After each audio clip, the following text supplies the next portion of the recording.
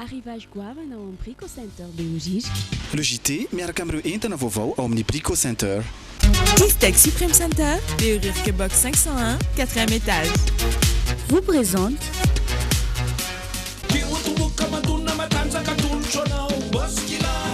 Jereo ampilaminana le JT miaraka amin'ny Moskila.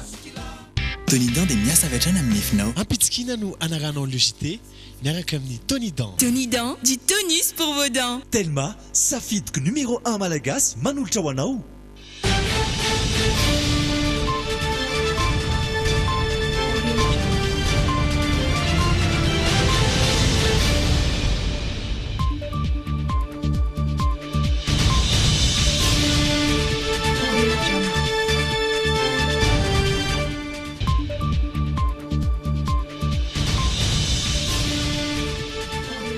Sabotsy 20 aprily taona 2024 miarabanao tonga soa eto amin'ny fampahalalam-baovao ny Dreamin ny tenako sy tsy orerso ny anolotra anao ny JT androany.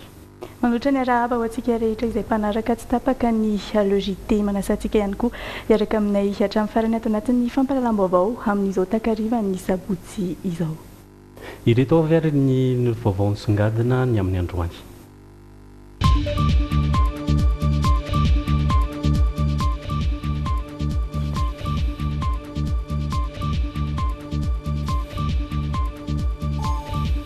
Miverina indray ny fahatapahan-jiro lavareny ao an-drenivohitry Boeny amin'izao fotoana izao. Ahina araka izany ny poan'ny atezeran'ireo mponina. Tsy tokony ho sakana amin'ny fanatanterahana ny fampiavanam-pirenena ny resabola raha ny hefitr'ireo mpanao politika. Asa fampiororona tany Afghanistan, lehilahy mpanao viveriny ainy iray no nanapoaka ny tenany tsy mbola nitonona ho tompon'andraikitra aloha hatreto ireo Taliban. Ao anatin'ny tapany faharoa amin'ny JT androany dia ny famaritana ny antsoina hoe yoga no nanontaniana ireo mpanaraka ny JT ao anatin'ny Oyanao.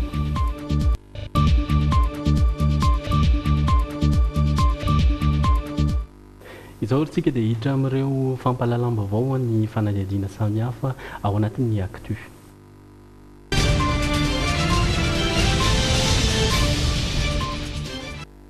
Ny resaka jirama sy ny fahatapahan-jiro izao no malaza any Mahajanga any dia betsaka ireo menimenina amin'izao fotoana. Mila hiteraka atezeram-bahoaka mihitsy ny fahatapahan-jiro lavareny any Mahajanga any amin'izao fotoana izao. Fahatapahana izay tsy fantatra intsony hoe inona marina no tena antony satria miovaova hatrany ny fanazavana izay omen'ny orinasa jirama ireo mponiny Mahajanga. Miresaka amintsika misimisy kokoa mahakasika an'izay tantely Fandriam Razafinirina sy Sambatra Désiré Eriko. Niverina indray ny fahatapahan-jiro lava eto Mahajanga amin'izao fotoana izao raha toa ka efa nitsahatra kely izany teo eo izay. Tany amboalohany nambara fa misy fanamboarana ara-teknika ny amin'ny fanoloana ilay milina teo aloha ho milina vaovao no antony. Naharitra fotoana maro io fanamboarana io. Tsy misy fiovana nefa fa mitohy hatrany ny délestage izay saika niteraka fahatezeram-bahoaka mihitsy. Izao indray lazaina fa ny tsy fahampinsoloka no miteraka ny fahatapahana satria kely hoy ny tompon'andraikitra ny fatra omeniny avy any amin'ny fanjakana ny aty amin'ny fatra. Hany ka voatery mandrindra ny jiro omena ny isa-pokotany ireo teknisianina. Isan'andro misy foana eto Mahajanga io délestage io. Tsy anavahana na maraina io na hariva izay mahatratratra any amin'ny adiny 5 be izao ny fahatapahana. Misy mihitsy aza rehefa tapaka niny hariva iny no tsy miverina intsony raha toa ka tsy maraina ny andro. Eto manao antsoavy amin'ireo tompon'andraikitra sy amin'ny mpitondra fanjakana ny vahoaka eto Mahajanga. Ny délestage eto Majunga ohatran'ny mampime be fa ohatran'ny tapatapaka foana. Fetraka zay amareo. Mifetraka indraindray ny ankizy rehefa mianatra lesona tsy afaka mianatra. Manao nefa facture. Ny facture ohatran'ny miakatra. Ie, zay ihany. Ny antsoavy ny jirama. Tokony mba jerena zany ny délestage, tokony mba tsy atao hoe isan'andro fa tokony mba hahena. Firy zao any aminareo? Indraindray adiny 3, adiny 4. Ho anay manokana zao mipetraka any Ambondrona zao amin'ny campus universitaire dia tena sahirana be satria tapaka foana ny jiro, mianatra anao koa ao anatin'ny amin'ny fianarana mianatra mampiasa vidéo projecteur dia matetika tsisy koa satria tapatapaka foana jiro tsisy lera lesy fa indraindray tapaka maraina dia mandraparivany andro indraindray tapaka amin'ny 10 andro dia amin'ny 12 alina vao miverina. Izay no mahakasika ny jirama sy ny fahatapahan-jiro ny Mahajanga iny teto Antananarivo mahakasika izay jirama sy ny fahatapahan-jiro zay dia nitondra fanazavana omaly ny ministra ny Angovo. Ufamana ny olan'ny délestage dia hiara-iasa amina orinasa vahiny ny ministeran'ny Angovo amin'ny fanamboarana ireo milina lehibe izay mpamokatra herinaratra ka ahitana fahasimbana. Vola mitetina 2.4 miliara ariary no ampiasain'ny ministera amin'izany ankoatra ny famatsim-bola avy any ivelany. Nanangona ny vaovao Hijery Edouard sy Anjara Kotinoraina. Ao anatin'ny tanjona hamokarana 40 megawatt ho an'ny Antananarivo avy ao Mandroseza ny jirama ka nanapa-kevitry ny hametraka tetikasa ny arahana tany ministeran'ny Angovo. Izany tetikasa zany sy dia ho fanamboarana ireo milina miisa 4 mpamokatra herinaratra izay tsy manome afa-tsy 7 megawatt eo amin'izao. Orinasa vahiny Vartsila avy ao Afrika Atsimo no handray antanana ny fanamboarana ka entina miatrika izany ny vola 2.4 miliara ariary izay an'ny ministera ihany. Misy ihany koa ny famatsiana avy amin'ny banky iraisam-pirenena amin'ny alalan'ny tetikasa Pagoz. Rehefa tsy vitantsika fanjakana ndao hitady lalana any amin'ny mpiara-monina zay ngeny natonga an'ilay appel à manifestation d'intérêt. Soit tsy mahavonina raha-potoana ny vola ny fanjakana malagasy dia lalana anankiray mitrandrahana le partenariat amin'ny secteur privé. Sedra olana ny orinasa jirama ary fototry ny délestage lavarenja ny olan'izany tanjona ny hikaroka vahaolana maharitra amin'ny fampiakarana ny tany famokarana herinaratra sy fampiainana ny fampiasana solika toy ny gazole toy ny fitrandrana ny herin'ny masoandro sy ny harena ankibony tany ho atao Angovo. 4.7 isan-jaton'ny no manana herinaratra mbola latsaka azy zany ta izany any ambanivohitra 4 isan-jato tamin'ny taona 2012. Mirona amin'ny fahampiantsika ary amin'ny fahampiana tsy anteratsika tsony amin'ny source d'énergie fossile zany hoe na fuel oil io na gasoil io nefa tsika koa manana fuel oil avy eo Tsimoroa dia wilo zany hoe mirona amin'ny fahampiantsika ary fahampiana tsy anteratsika amin'ny fanafarana hydrocarbure. Otokanana tsy ho ela ny tompamokatra herinaratra ho an'ny district any Ambositra, Fandrina ary Ihosy fa ho atao laram-pahamena kosa ny fitondrana herinaratra amin'ny faritra Sava, Sofia, Bonglava ary Yorombe. Fa tany amin'ny faritry Tomasinina ny filoham-pirenena androany. Efa mipetraka ny fitokisan'ireo firenena vahiny ny fitondram-panjakana malagasy tsy fotoana ho an'ny disadisa sy ny korontana izao mba ho fampandrosoana ny Madagasikara na dia miantona aza ny fampiavana pirenena dia miroso hatrany amin'ny tanjona otratrarina ny fitondrana araka ity fanadihadina izay entiny Hijery Edouard sy Anjara Kotinoraina ity.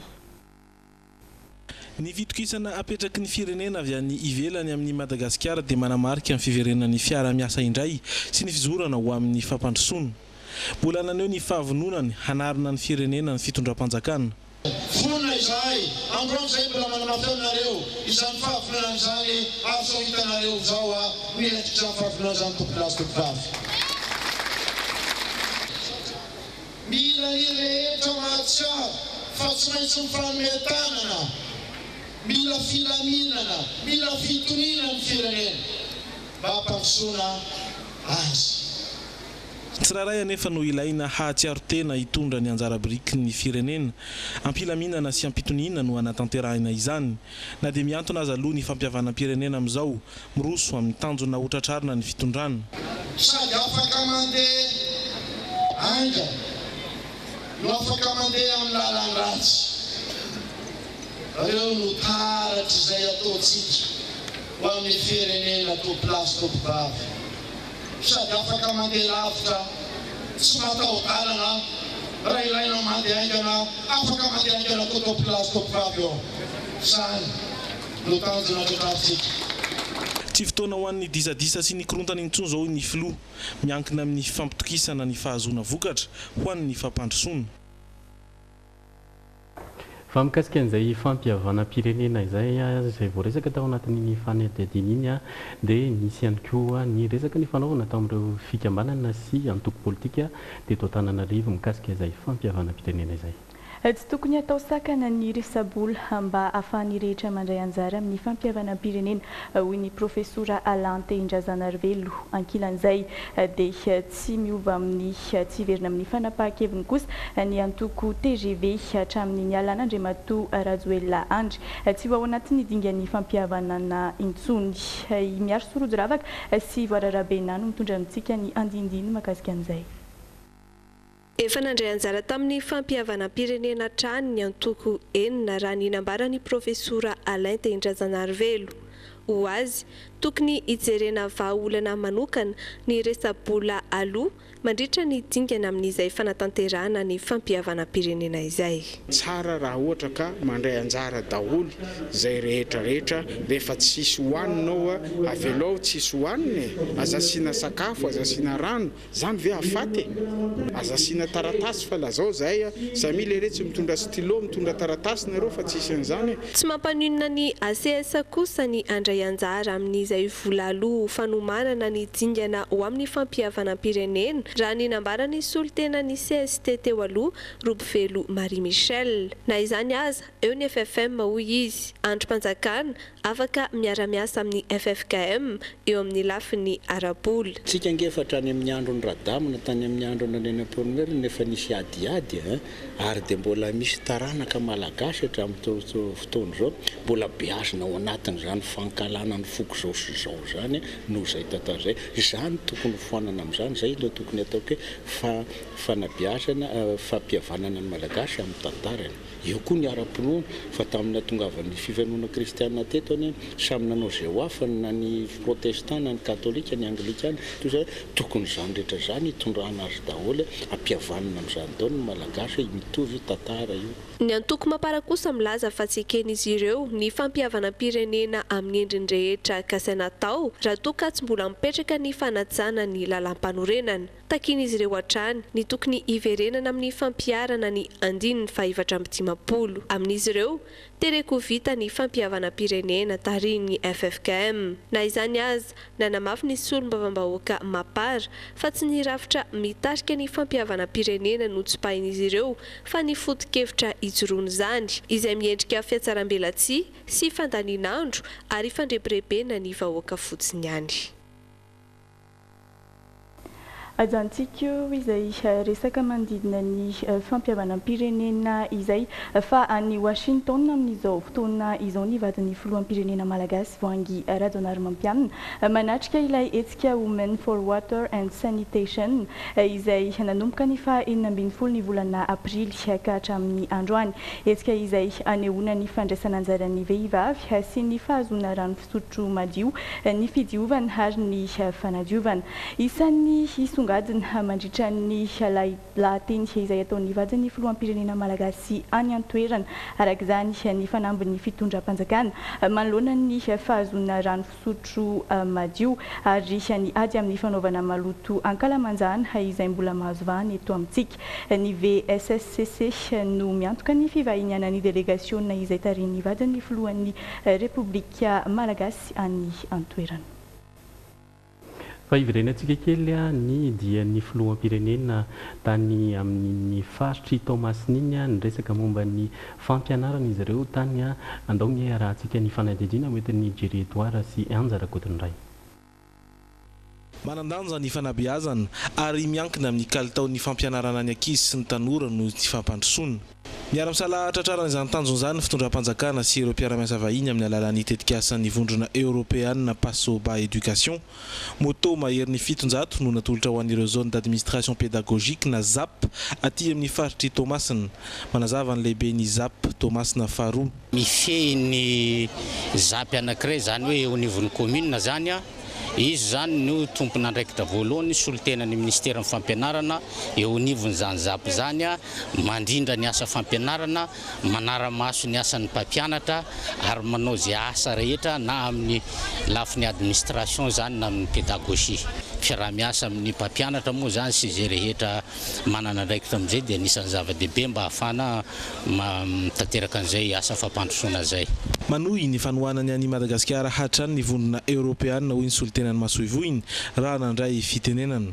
Mba hanamafisana ny tanjona amin'ny fanatsarana fampianarana dia nambaran'ny ministra ny fanabeazana fiara-miasa lehibe eo amin'ireo syndicat ny mpampianatra amin'ny fandraisana mpiasam-panjakana iray alina.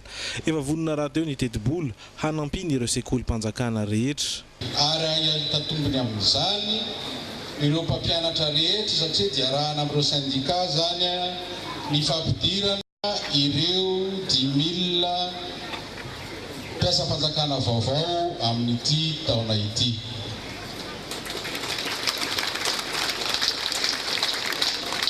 Izany fampidirana izany dia ho hita isaky ny zapy manerana ny nosy ihany koa.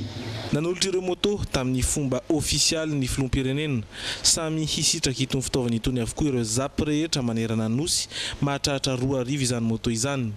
Zava-dehibe ny fiara-miasan'ny sehatra tsy miankina na koa ireo mpamatsy vola manandanja loatra ny fanabeazana hoy ny filoham-pirenena. Azo atao tsara mahavita zavatra tompilasy tompivavy rehefa misy ny fampitokisana rehefa misy ny fiaraha-miasa ary mbola mitohy amin'ny alalan'izao zavatra hitantsika izao izany fifampitokisana izany. Tsy fifampitokisana fitondram-panjakana raha misehatra tsy miankina fotsiny ihany fa fitokisana izay apetraka ny firenena avy any ivelany. Moto mamirapiratra atao izany endrina tahaka ny lanja zao hoentsika ny fanabeazana. Moto miloko mainty taratsilay fiandrianany fanjakana le loko mihatsy nefa misy loko mena ihany koa. Lay afo tsy mety matin'ny fitiavan-tanindrazana izay irinay ao anatin'ny tsiraray ao anatinareo rakizy ao anatinareo tanora ao anatsika voaka malagasy saka tompinay akasirika tompinay. Fahamelon'io dia nitokana ny fanitarana ny efitrano fianaran'ny EPP Analambonoy ny filoham-pirenena. Olana lehibe ho azy ireo nisy fahampin'ny efitrano fianarana teo aloha ka nampiena ny tahm-piavitrihan'ny ireo mpianatra. Tafiditra indrindra ao anatin'ny fiara-miasan'ny tsy miankina amin'ny fitondram-panjakana ity tetikasa ity ny Wednesday Morning Group izay novatsian'ny orinasa MIC TSL no viana ahitana ny foto-drafitrasa. Tsy ny fikarakarana kontenera ao amin'ny seranan'ny Thomas Nahian no iompanan'ny orinasa fa ny sosialim-bahoaka ihany koa. Ohatra amin'izany ny anoloran'izy ireo vatsim-pianarana ho an'ireo mpianatra miendrika indrindra ao amin'ny EPP. Nampirisika ireo orinasa tsy miankina rehetra hanamafy ny asa sosialy ataon'ny filoham-pirenena. Fa iverina eto Antananarivo indray tsika amin'ity fanadihadiana manaraka ity mikasika ireo mponina eny amin'ny La Réunion kely. Samy aiky ary naneho ny fahavononany hialy ny La Réunion kely ireo mponina rehetra eny an-toerana hoy ny filoha nasionaly ny fikambanana afary malagasy mbola sakana tsy ahafahana mamindra azy ireo anefa ny tsy fisian'ny foto-drafitrasa andraisana azy ireo eny amin'ilay toerana izay voatondro hipetrahan'izy ireo indray. Nanangona ny vaovao makasika an'izay androany Isonia Andrenirina sy misy Razafinjatovo. Somary nangingina tao ao ny makasika ny famindrana ireo mponina miisa 400 etsy La Réunion kely. Araka ny fantatra nefa dia samy aiky ary naneho ny fahavononany hialy amin'ny toerana ireo mponina rehetra raha ny fanazavan'ny filoha nasionaly ny fikambanana afary malagasy. Dingana maro no tsy maintsy nolalovana tamin'ny faindresendahatra ireto mponina ireto mba hialy amin'ny toerana misy azy ireo io. Isan'izany ny fanovana ny toe-tsaina sy ny fomba fiainana mba hitovizana amin'ny olon-drehetra hoy hatrany ety farany. Ny olana nefa amin'izao fotoana dia ny foto-drafitrasa andraisana azy ireo toy ny trano sy ny sekoly ary ny toeram-pitsaboana sy ny maro hafa no tsy ahafahana miroso amin'ny famindrana ireo mponina ny La Réunion kely.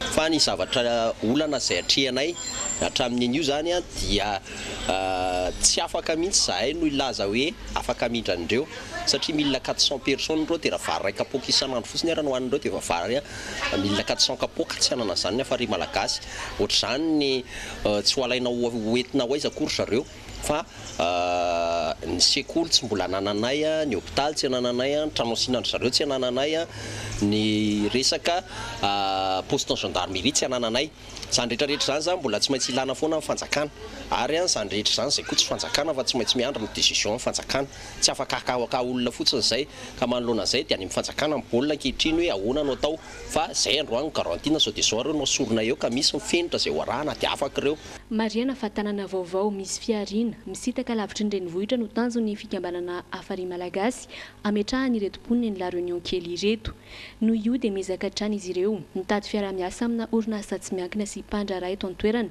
amin'ny alalan'ny fiompiana sy ny fambolena mba ahafahan'ireo mponina miantoka ny fiainany. Anisan'ny olana amin'ny asa-panjakana eto Madagasikara ny fisian'ny mpiasa-panjakana fantôme na matoto tsy miasa nefa mandray karama eo anivon'izany fanjakana izany nanazava mahakasika an'izay ny ministry ny asa-panjakana sy ny lalàna sosialy.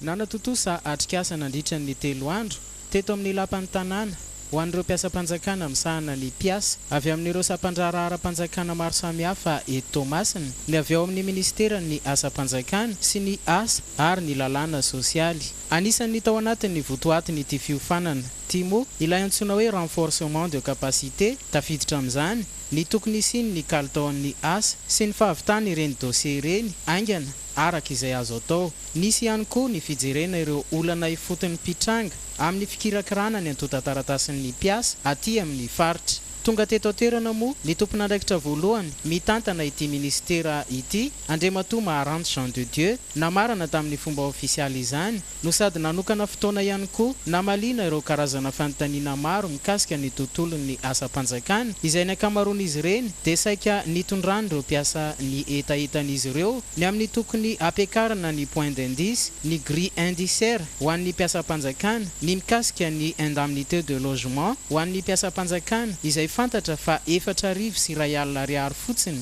izay tsy mahaloa akory na dia ny hofatrano farany ambany indrindra aza amin'izao. No tsy aivin ny ministra ihany koa teto ny anisan'ny ady voalohany hatrehan'ny ministera tantanany dia ny ady amin'ny ilay antsoina hoe fonctionnaire fantôme na mpiasa-panjakana matoto. Fantatrareo moa fa ny tena ady ao amin'ny ministera io dia ny ady amin'ny fonctionnaire fantôme satria be dia be ny volam-panjakana very ho azy noho ny fisiany reny fonctionnaire mahazo karama nefa tsy misy akory ka reny vola be dia be very ho azy nefa natao any asa-panjakana reny ihany no entina hanatsarana ny tontolon'ny asa-panjakana. Manantena araka izany ny mpiasa-panjakana rehetra fa isy fetraikany amin'ny tontolon'ny asa-panjakana sy ny tompontsotakin'izy ireo hatramin'izay toy ny fampiakarana ny grille indiciaire io atrikasa lehibe ho atao io. Ny ministra tompon'andraikitry ny asa-panjakana ny asa sy ny lalàna sosialy izay efa nilaza fa mahafantatra tsara ny olana ny mpiasa-panjakana sy vonona ihany koa hitondra izay mety ho vahaolana ny amin'izany. Fa ivadika amin'ireo maresaka avy any ivelany isika. Nisehona herisetra indray tany Afghanistan omaly ariva lehilahy mpanao viveriny ainy no nipokaka na faty olona maromaro. Hatreto aloha dia mbola tsy nisy nilaza ho tompon'antoka tamin'ity herisetra ity ireo pioko sy ireo taliban any antoerana. Ny andindiny avy hatrany ary. Hatreto aloha dia mbola tsy fantatra mazava nisan'ny maty sy naratra tamin'ny fipoahana bomba natao nampanao viveriny ainy iray tany Jalalabad any atsinanany Afghanistan omaly. Raha ny hita remarika vonjimaika dia maherin'ny 70 maty ary 100 ireo naratra mafy. Teo anoloan'ny banky iray tany an-toerana nitrangan'ity herisetra ity rehefa nitangorona ny akan'ny karamany ireo mpiasa-panjakana any an-toerana.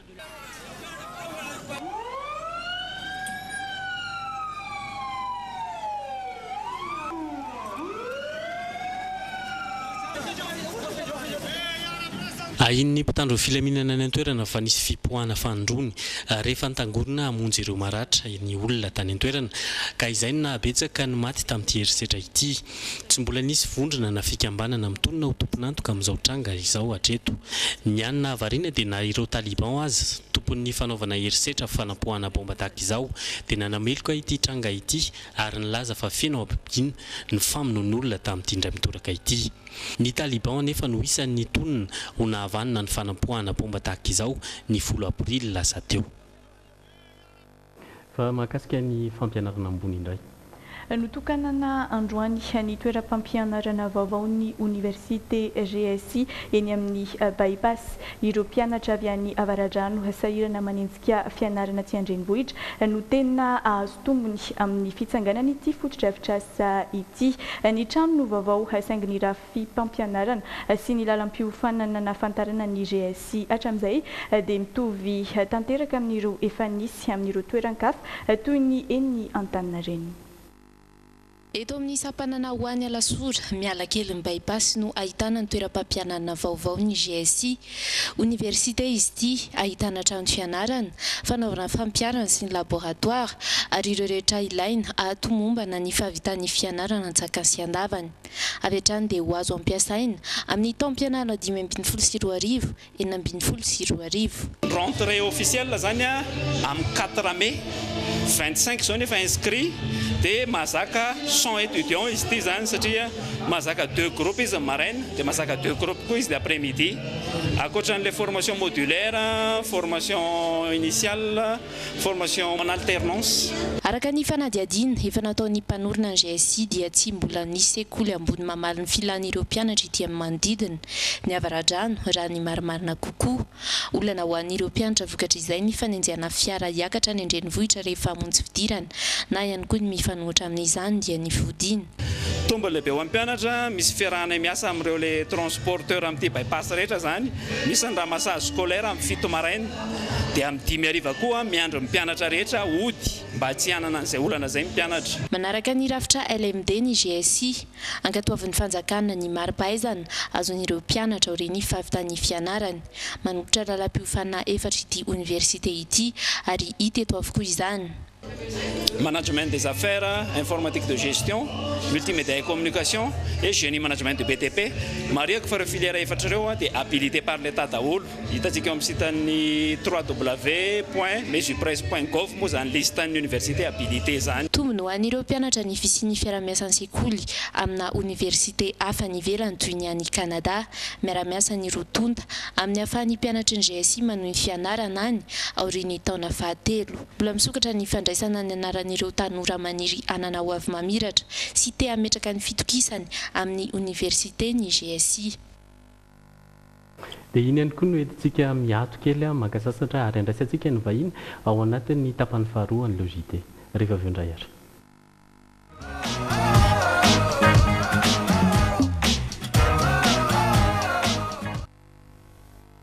Tavaverina indray atao amin'ny tapany faharoa amin'ny logité isika mandray vahiny viavy Célestine zay no vahintsika androany dia aleo aloha raha antsika ary le miteny telefona.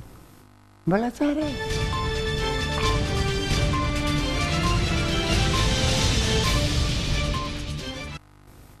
Ya, mbola tsara tsika jiaby. Mbola tsara. Ya, ravoravo zegny mahitanao ary mbola tsara tsika magnety télé Jimina aty na ny mijery mivantagna na ny antsika mijery amin'ny télé mandeha an-danitra regny. Ya, misy mahita antsika ny ivelany any. Alhamdulillah ny mandeha amin'ny alavitra igny mandeha amin'ny internet. Misy koa mandeha zegny amin'ny Orange, misy mandeha amin'ny eritreritra foagna aty. Ka dia ravoravo zegny e. Afa ela mantsika zegny sy mifanenty teto ka dia faly fa fotoagna mazao misy aina moa misy aina misy riza tsy ao tsy ao izy fa miala sasatra kely miala sasatra nefa za zany hoe nanantegna mba ifagnena aminazy fa misy afatry avy amin'ny province fa tsy magnino moa zegny fa hoe tsy anao zegny tsy mankaty anao za hoe tsy zegny problème fa za mankaty anao fa mba misy coïncidence mba gnandrasana fa tsy anjara zegny fanena misy rija ka de ravoravo viavy Célestine ma zany betsaka ny manontany koa hoe viavy Célestine ty moa tegna anaranao ma izy ty zegny amin'ny baptême niaranao mikarapandondro de antsika ma zegny tsy hoe anao resaka lava be miresaka agnarana fô viavy ma zegny avarabaratra misy koa zegny vaiavy anty ampivombogna aty anty manivonivy toerana akaikinany tsoy manodidina na resaka mozika ma zegny hitanareo misy hoe vaiavy Tsila avy koa misy hoe viavy Célestine samihafa zegny ny origine mahatonga zay misy koa zegny milaza hoe ampela zegny amin'ny atsimotsimo Madagasikara misy koa ny manangy zegny amin'ny faritra avovavagny andrefana mandeha amin'ny mavitagnana mandeha makagny mandeha makity amin'ny faritra megna be mbola mana manangy koa arakaraky ny fiaviagna olo mandeha amin'io fa Madagasikara re tsy mivaky zay tiavinare anazy Antananarivo koa misy magnano Ramatoa zay ma zegny raha avy Antananarivo hoe Ramatoa Célestine zay mihitsy mazegna zegny de lasa hoe ampela Célestine ahoana ny fahitanao ny vaovao rehetra zay nandrita amin'ny tapam-volo teo zegny manaraka actualité satria agnana mamorikiry na miresaka commentaire satria za zegny avy nanano gazety ma zegny ny resaka asa tonga antegna ma zegny tsy tetegna tandrignasa marobe eto hoe alefa monare de varegna mivolagna antena ty fa ao zegny problème jirama no ma zegny nga any aminareo any tsisy problème jirama zay ma zegny misy problème ma ziane fô raha fa zatra anao zegny mahita ny jirama miraiky mandritra 4 heures raha fa mivadika lasa 5 heures anao zegny tsy mandrombo hoe tegna le tsara ty satria mbola va 5 heures koa mirehitra raha après 4 heures zegny izy fa zatra le olo dia lasa mahafinaritra zegny rehefa salany 5 heures fa raha 4 heures lasa 3 heures efa catastrophe zay zegny problème karaha mipetraka hoe ino olagna ty manano glasy manano clarinette zay zegny mandramby crevette alefa anaty congélateur après zegny mbola amboarana alefa mandeha amin'ny export donc zay misy problème nefa ny volume affaire-n'olo manjary mila groupe matanjaky ny jirama zegny manano raha tsy ampiavagna afaka ataon'iregna zegny mitady sponsor afaka ataon'ireo zegny mba mana investissement amin'ny resaka hydraulique io ma zegny technique magnategna ty tsy afaka hiditra lala am'zegny technique zay fa zay zegny ny hitanteo koa zegny resaka fampihavanana za ma zo misy magnotany ahoana ny hevitra mikasika an'io mandeha FFKM FFM mandeha tsika malagasy tokony mifampihavana za kristianina misy aina za kristian fa za mirespecte resaka religion jiaby zay mitranga jiaby io tsisy problème fa rehefa azontsika atao zy eo ma zegny misy vaovao mikasika hoe mila vola ny fampihavana marina zegny fa tsy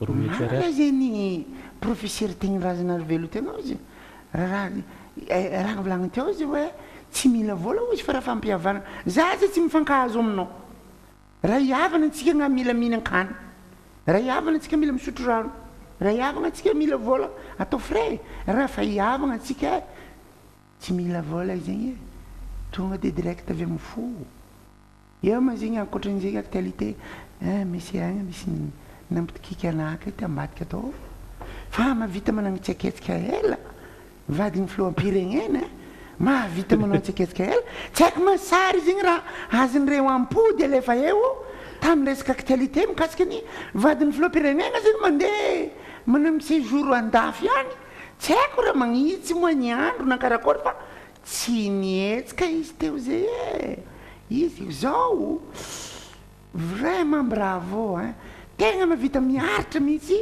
vadiny président jereny mandeha andafy vadiny président mandeha miasa antsika malagasy izy tsy metsika izy tsy mipimaso sary moa io natao io karakory sariny sariny za zegny mba manano ezaka manao tsipiteny anareo nare viavy malagasy diaby agnareo ampela anareo manangy jere fa atanare direct aminany caméra dia mba hamaragna ny parti voalohany ity mba anao tsy aketsika sao dia mandeha anao any lasa madama filoam-pirenena.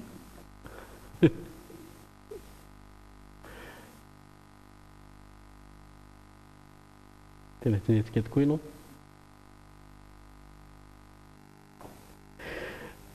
andao redirantsika ny zanam-pandarana manaraka ny hoy anao.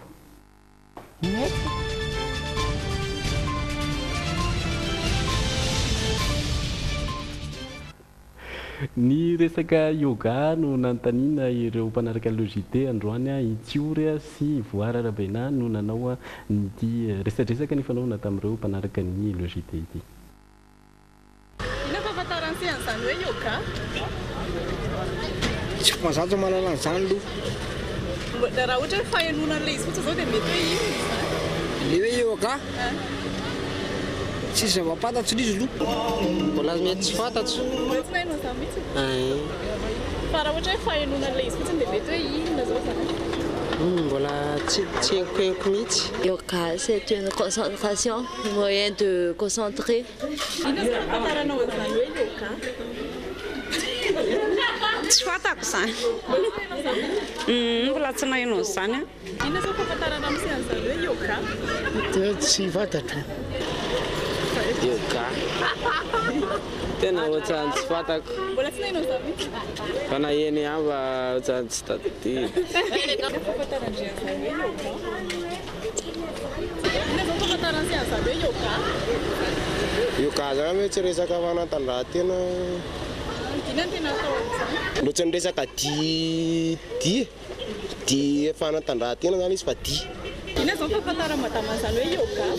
Ino izany? Samy hoe tsy ara-marsiao? Ara-marsiao? Dia ina ny tena atao amin'izany ara-marsiao zany? Ara-mafy amin'izay azy raha misy haiko. Viavy Célestine ve manao yoga? Tsy moramora izy ankizy teo atagna amin'ny vahoaka aty e. Agnaregny izy fotoany nanano ino moa zegny Parkinson zegny. Avy eo izy apotrana raiky ampy sarin'ny Premier ministre. Avy eo koa mare manano yoga. Yoga ma zegny tsy hoe miogaoga. Justement yoga zegny karaha zegny nataony vadin'ny président teo hoe zay tout est dans la concentration. Resaka hoe miala tsiny ma zegny mampiasa le teny gasy zegny hoe intériorisation zegny ny méditation transcendantale mba ahafantarany an-tegna hoe ino ma ny intérieur anao. Avy eo rehefa concentré fantatro ino ny secret ankafa amin'ny vatagna amin'ny fanahy sy ny fitambarany re miaraka amin'ny sainy. Sahala am'zegny zegny yoga ma zegny tsy hoe yoga malasony misy ma zegny tsy olo ma zy e. Fa tsy aketsika. Tsy aketsika zy karaha ny nataony vadin'ny président tsy yoga regny yoga regny satria izy mandeha andafy. Efa miresaka an'izay andafy izay ihany isika andao ary antsika hijery ny vaovao hafakely na ny insolite.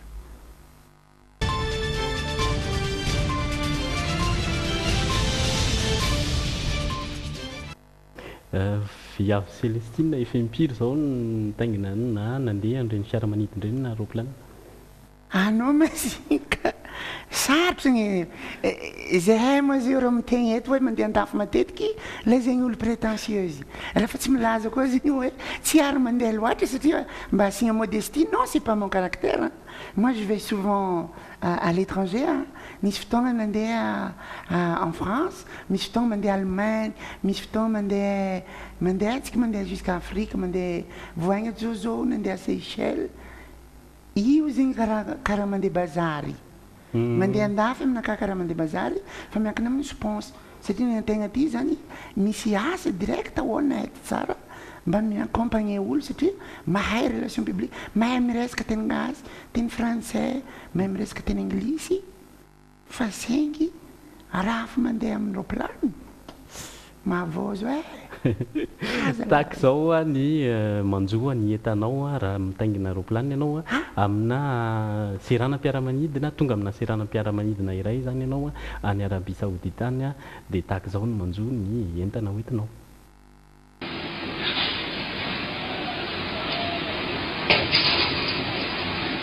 tamina seranam-piaraminidina iray tany Arabia Saodita izao sary zao nalaina entan'ireo mpandeha tamina zotra iray amin'ny kompania pitaterana napakapaka Saudi Airlines ireto atsipy ny mpikarakara ny entana ireto tsy asiana izy ireo fanajana sy fitandremana akory ny entana tany anaty sota betsaka nefa ny mametraka tavoahangy na fitaovana mora vaky tahaka ny solosaina anatin'ny entana any amin'ny sota nanontany tena izany ireo tompon'ireto entana ireto rehefa samy nandray ny azy ivoaka ny seranam-piaramanidina.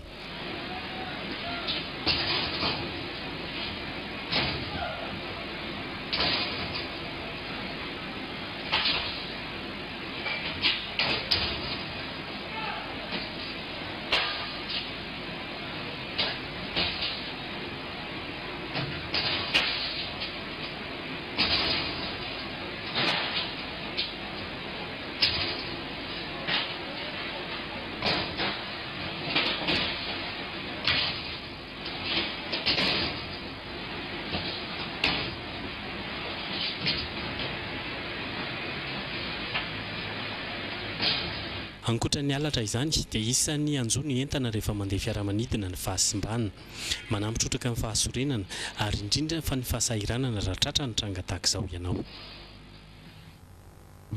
Non izy tena zavatra farany izay tsy mety kosa ataonareo hoe entana ao zegny misy zavatra fragile anatiny iny tsy voatery hoe zavatra akanjo hoe dia antsipy haly rehetra karazany mampijaly vady tsy tiagna ary mety tsy ny any Arabia Saodita ireny any no misy toetra sy fomba fiasa ohatran'ireny fa mety misy ihany koa any amin'ny firenen-kafa fa tsy hitatsika azo mitena aminao hoe tsy possible koa hivato antsika ao misy brutalité karaha zegny zany izy fotoana zegny mipody avy France ny valiziky ny vidiko za zegny amin'ny isaka mandeha andafy maka valizy karaha zao dia 230 € nivoaka tamin'ny aéroport te fa excusez-moi mitantaran'izegny fa ny code ny serirany valiziko te ka potika tsisy ndraisiny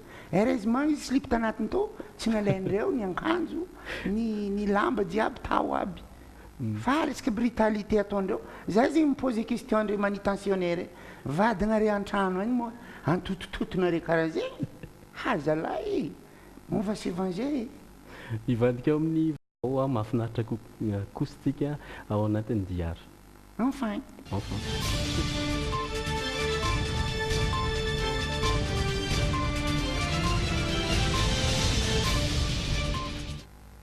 ny akon'ny ciné parking ny tanterahana omaly alina teny amin'ny parking teny amin'ny Jumbo Akorondrano no entin'ny miaro soro jiravaka amintsika izao. Guichet fermé nietsika moving 3D tamin'ny diandian'ity nasatrika olona ny ciné parking ny arahan'ny vondrona Sphinx sy ny canal 7 vidéo nanatontosa omaly nahazo lazaina ho alindalina ihany aza ny fotoana ny fanomezana teto amin'ny Jumbo Akorondrano tonga maro ireo mpakafy sy liana amin'ny resaka horonan-tsary. Tena afapo tokoa zay fa tena lany tanteraka ny tapakilanay ary voamaraindray na raha dia fa lany le izy. Famille tena hoe cible anay dia nefa konkoa ny famille hoe hitondra ny zanany mbola kely dia izay nahatonga an'le hoe afaka jeren'ny olon-dehibe afaka jeren'ny ankizy kely le film. Nandritra ny ora maromaro nianoka tao anatina karazana horonan-tsary fantastique ahitana action sy aventure ny mpijery. Horonan-tsary mitondra ny lohateny hoe The Amazing Spider-Man 2. Mba hoe hijery an'ilay 3D fotsiny dia izay sady tsara be mihitsy mijery an'ilay publicité tamin'ny télé tena nentanentana be dia sady izay konkopo namana dia tonga dia nasoty be avy hatrany izay. Mahafinaritra anahy ilay mijery 3D dia miaraka amin'ny namana koa mahafinaritra be dia tsara be daholo ny tao. Ny mpikarakara dia maneho fialan-tsiny amintsika rehetra tonga nanatrika ny hetsika omaly alina. Mahatsapa izy ireo fa tsy lafatra ny 3D tamin'ny diandian'ity noho ny olana ara-teknika ka tsy nahafahana nanao mise au point maharitra. manandanja nefa izay mise au point izay saingy tsy afananoatra satria tamin'ny 6 ora sisa sasany alina vao maty tanteraka ny jiro tamin'ireo tranombarotra. Na izany aza anonerana izay tsy fahatomombanana izay manome tokony mpikarakara fa hanomana horonan-tsary hafa 3D maimaim-poana ho an'ireo rehetra tonga nijery tetỳ amin'ny jumbo Akorondrano. Ho ampitaina miandalana amintsika toy ihany kosa nefa ny fotoana sy ny toerana anatanterahana izany. Ya tsara e, zay zegny dia miencouragé antsika jiaby e. Ya anareo afaka magnano séance de projection cinéma e. Antsika malagasy tia cinéma. Ka raha azonao atao zegny manohy karaha regny tsara. Tsara e, bravo, bravo. Za moa tsy nagnano fotoagna fa raha zany ya niavana ny entin-tegna za. Anareo efa nahita film adulte en 3D. Ah zalahy e, il faut essayer quand c'est gros plan, c'est gros hein. Hiditra amin'ny resaka chorale indray isika misy zany ny antoko-pihira katolika amivony mozika klasika dia izay ity hoentiny rindra tahiry mo amintsika ity.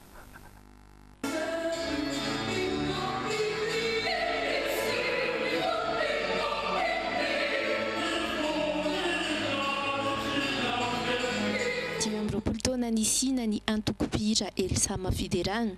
Ira madinika hatrany no nataon'izy ireo saingy vao efatra taona teo izao no safidianany mpitarika ny ampianarana klasika ireo mpikambana.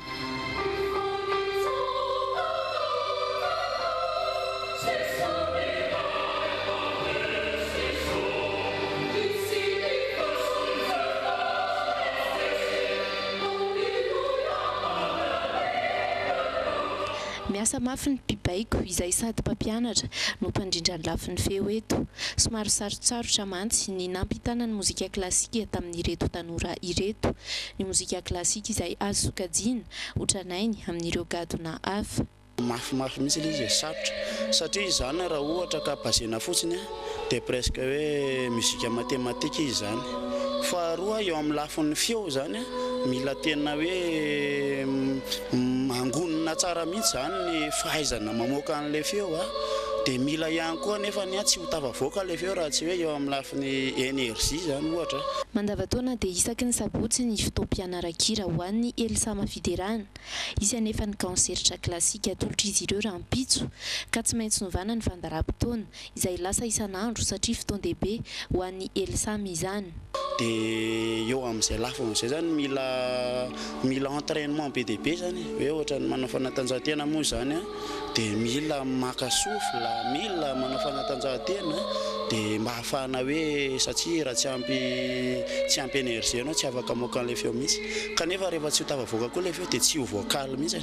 Eto amin'ny Karambatolita no anaovan'izay seho izay izara roa fotoana hirana eo ambonin'ny feonkirandry Mozart na ihany koa ry Handel sy Johann Strauss ary ny maro hafa.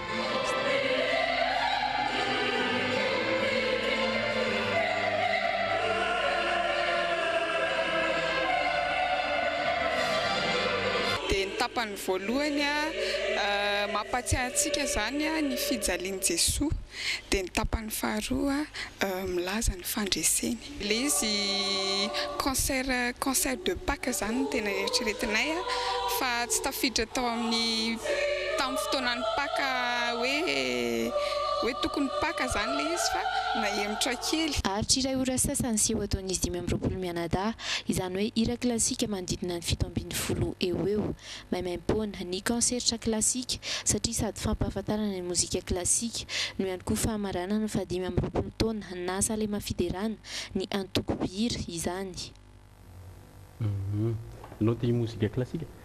Ya tsy ampy maziny fotoagna hoe ianona muzika jiaby mi-existe dans le monde fa izy tandrifiny an-tegna ty satria ny resaka hoe vocation sy prédilection izy mihaino musique dans les genres tropicales mba ça n'empêche pas hoe mba afaka tandrina sa jiaby koa ny muzika afaka ny avantage ny muzika karanteo igny hoe classique resaka discipline satria maro amintsika malagasy ny tsy de technique loatra fa mandeha amin'ny sofiny mandeha amin'ny routine nefa ny resaka classique universel magny fiantson'izy eo universel io zegny moa hoe tsara kokoa mandalo ny resaka teknika zay renforcer ny fahaizana.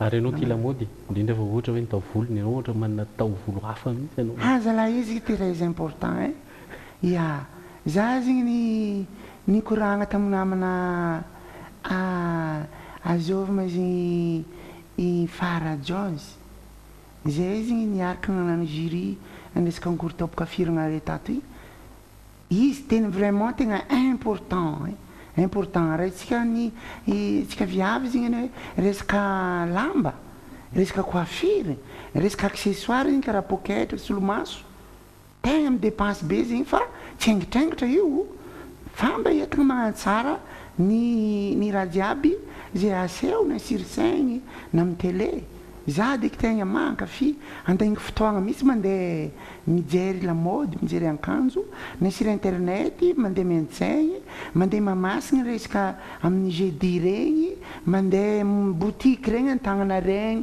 za zegny tsy misafidy karaha ty zao zegny ty zao djelaba avy ny Cameroun fa agnisy namana nandalo de ozy ka raha fa metimety mitainao mety mivolagna ozy ça va comment tu trouves là ça va c'est bon ça va ouais surtout zay zegny viavy magnano artiste viavy misy télé matetiky mila sarotigny amy resaka accessoire sy lamody voilà fa ivadika kely ao anatin'ny fanatanjahantena indray isika zao. Pour un bien-être et une bonne forme, pensez à Beauty Center Antanmen dans le JT.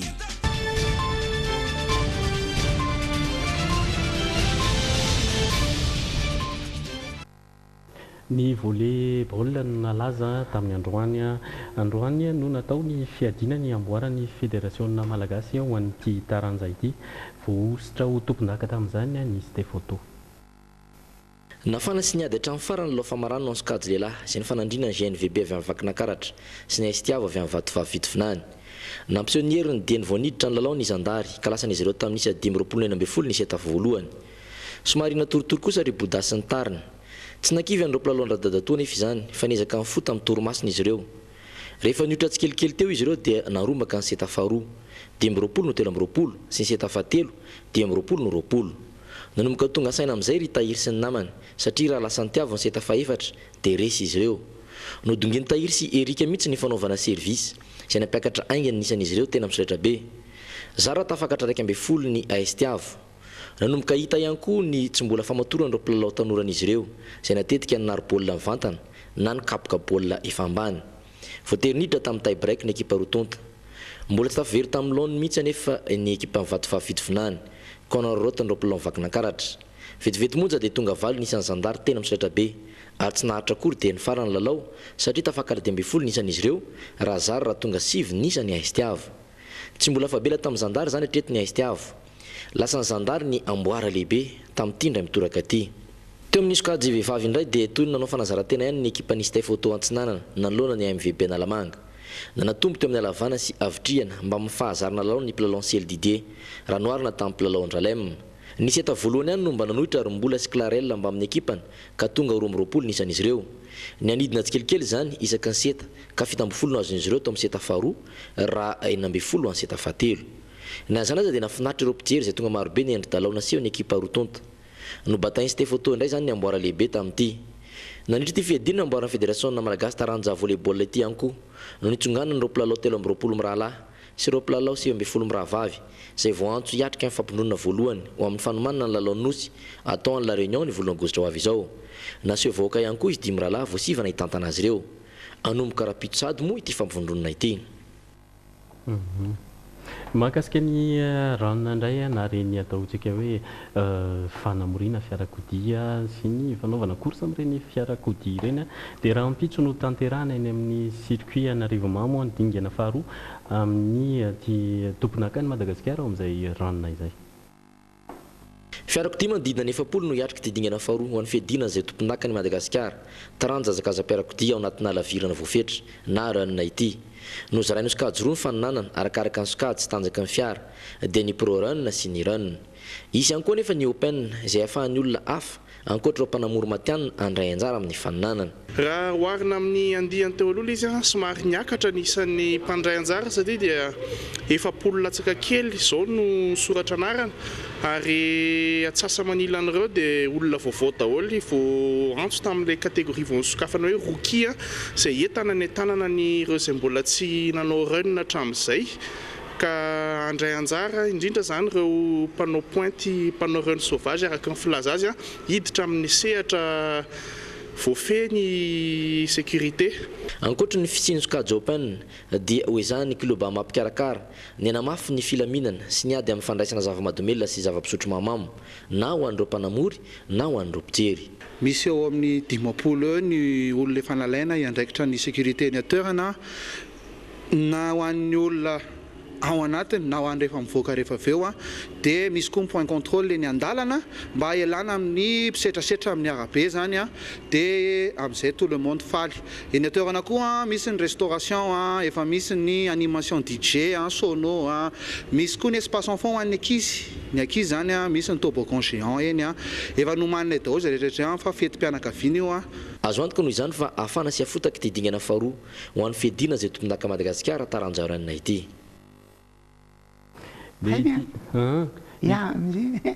Amizay tout le monde faly. Tout le monde faly. Olo jiaby ravoravo fa attention manano raha nety lasa resaka dangereux satria maro avela magnano compétition izy raha faresy amin'ny toerana any amin'ny arabe amin'ny route nationale izy lasa mandeha mafy setrasetra tokony ty setrasetra zany rehefa avy manao ny indroany iny dia ny ty vaovao mety mahafaly anao ty miresaka momba ny foot na ny baolina kitra za mankaty hafa tsy resaka ireny baolina kitra atao amin'ny torapasika ireny izy ty dia Madagasikara moa zany anisan'ny mandray anjara amin'ny fiadiana izay tompon-dakan'ny Afrika. Raha tamin'ny androany dia nanao ny lalao manasadala ny Madagasikara niaona tamin'ny Côte d'Ivoire ary ny rava atsala efatra ny lalao androany rehefa natao kosa nefa ny fandakana ny tir au but dia naresy 3-0 anareo ivoiriana zany ny malagasy dia tafakatra ny amin'ny dingana famaranana. Ny ekipa sénégalaise no iandry ny Madagasikara zany amin'izay dingana famaranana izay izay ho tompon-daka ny Afrika ho an'ity taranja iray ity. Misy sary hatreto aloha mbola tsy nahazo sary isika fa mino fa amin'izay dingana famarana izay mety hoentiny andra lalana vaovao maravoravo tafakatra mandeha magnano coupe du monde isika ty izay enfin tsara ima zegny bravo amin'ny antsika mpisaomagna laboly mpisaomagna baoly amin'ny basket bravo izy mpilalao no tokony amy amboninahitra mignany tokony saza anazy izay zegny raha ny antegna mbo manaraka an'izy io satria manana namana mbo manano ny baoly amin'ny basket io dia mba sauvé par les sables ndre izy fédération baolina kitra ty sauvé par les sables mais c'est très bien antsika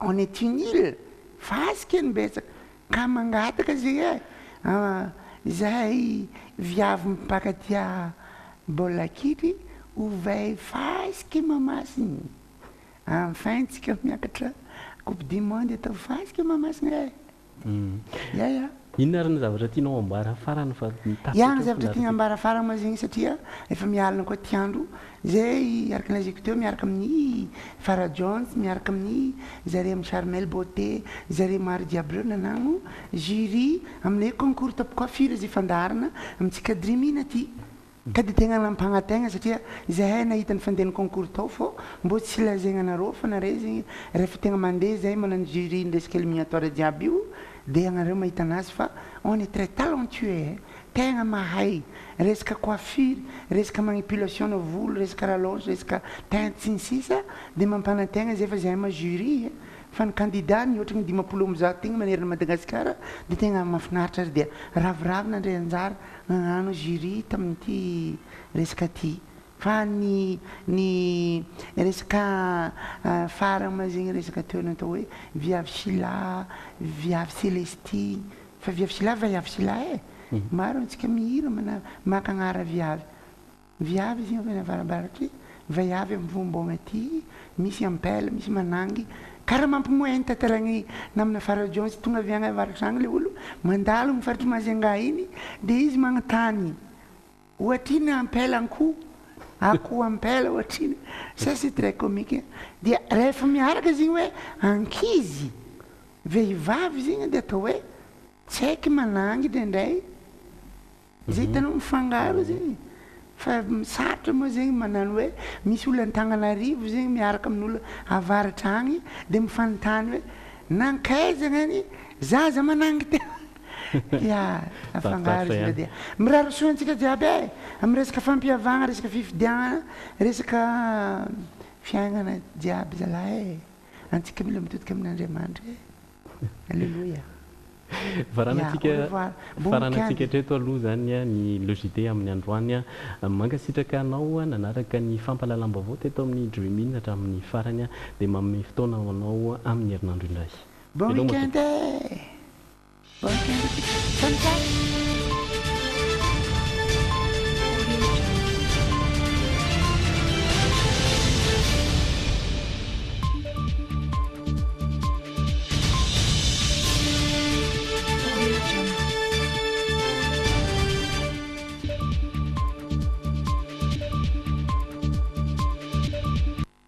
Tonidan dia miasa avy hatrany amin'ny nefinao. Tsikitsiky no nanalanao logité miaraka amin'ny Tonidan. Tonidan, du tonus pour vos dents. Telma, safidiko numéro 1 malagasy nanotra ho anao teo. Arrivage goavana ao amin'ny Brico Center Beogique. Logité miaraka amin'ireo entana vaovao ao amin'ny Brico Center. Tistec Supreme Center, Beogique Box 501, 4e étage. Vous présente